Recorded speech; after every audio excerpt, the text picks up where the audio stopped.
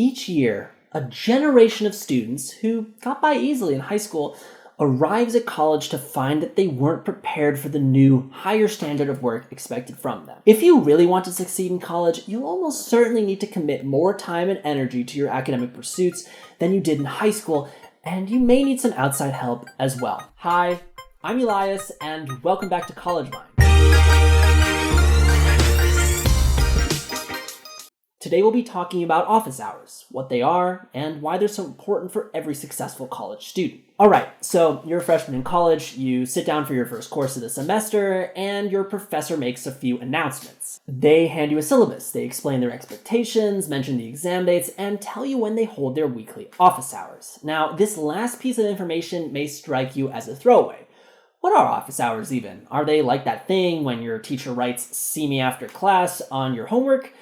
Well, sometimes, but usually they're not. Office hours are your chance to approach your instructor and ask some questions, or have a conversation. I suppose you could use this face-to-face time with a professor or TA to make excuses for a past unsatisfactory performance, but office hours are so much more than this. They represent a huge opportunity. What kind of opportunity? Well, a whole slew of them, really. First of all, office hours are generally an excellent way to get what basically amounts to free tutoring. While some instructors may be less helpful than others, most actually like teaching and aren't half bad at it. Office hours can give you a chance to work through a difficult concept or figure out why one of your answers on a PSET or exam was incorrect. Second, instructors sometimes give away secrets in office hours. I've known professors to walk students through challenging problems on upcoming PSETs, or to divulge what sorts of questions will be asked on an upcoming exam. Really. Many professors and TAs, depending on the school, will even read through an early draft of a paper you've written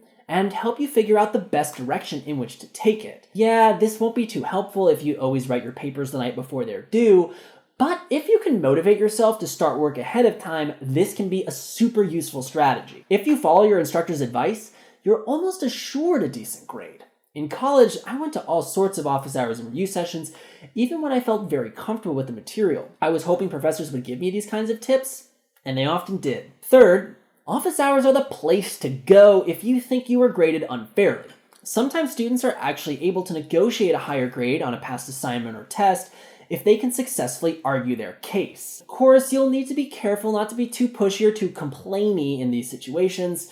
If your instructors perceive you to be pretentious or arrogant, they'll probably be less likely to help. Finally, and most importantly, office hours represent an opportunity for you to actually meet and connect with your professor or your TA. Don't forget, TAs or teaching assistants, the people who actually grade your work in large classes, they generally hold office hours as well. So why should you get to know your instructors? Oh my goodness, there are so many reasons. First of all, your instructors can become your mentors. They can give you real worthwhile help and advice, not just on material for their classes, but also on your academic and career path overall. They can offer you research opportunities, advise you on independent projects or on your senior thesis, and perhaps most importantly, they can write you letters of recommendation for grad school, for jobs, and for internships. They might be able to help connect you with important people, or even help you get big career opportunities down the road. In fact, even just having your instructors know who you are might mean you get a better grade. If a professor or TA knows you're committed to their class and interested in the material, they'll be rooting for you to do well, and they may go easier on you when they grade your work. While I didn't always show up at my professor's office hours immediately, if I got a low grade on my first paper for a class, you can be sure that I went directly to office hours when the next assignment came up.